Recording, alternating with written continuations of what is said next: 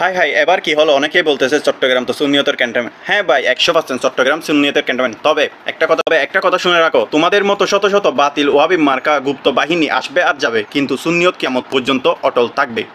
তাও সুন্নিয়ত ক্ষমতাবিহীন, ক্ষমতায় যারা কিয়ামত পর্যন্ত অটল থাকবে।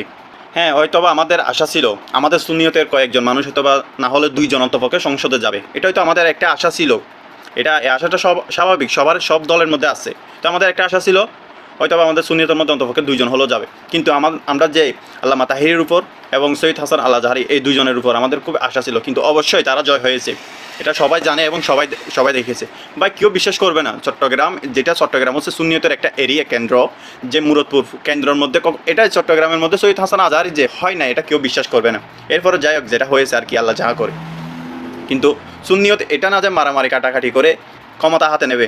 এরকম মারামারি কাটাকাটি করে, যুদ্ধ করে, মারপিট করে, রক্ত জড়িয়ে ক্ষমতা নেওয়ার সে দল সুন্নিয়ত না।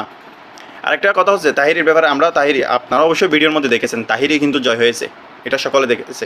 কিন্তু যাই হোক, আমাদের সুন্নিয়তের কাছে কিন্তু এমপি তারাই থাকবে, আমাদের হৃদয়ের মধ্যে তারাই এমপি হয়ে থাকবে। এটার জন্য আমরা দুঃখ করতেছি না, কারণ স্বাভাবিক, এটা দুর্নীতি, এখন পুরো দুর্নীতি দেশের মধ্যে পুরো ভরপুর, এটা স্বাভাবিক, এটা অবশ্যই হবে। কিন্তু আরেকটা বিষয়, আমরা খুবই এখন স্পষ্ট হলাম, যেগুলা বিরিয়ানি সুন্নি, মিঠা সুন্নি, এগুলোদেরকে এখন আমরা স্পষ্টভাবে শনাক্ত করতে পারলাম, এবং তাদেরকে আমরা এখন স্পষ্টভাবে তাদেরকে আমরা এখন চিনতে পারলাম। যাই হোক।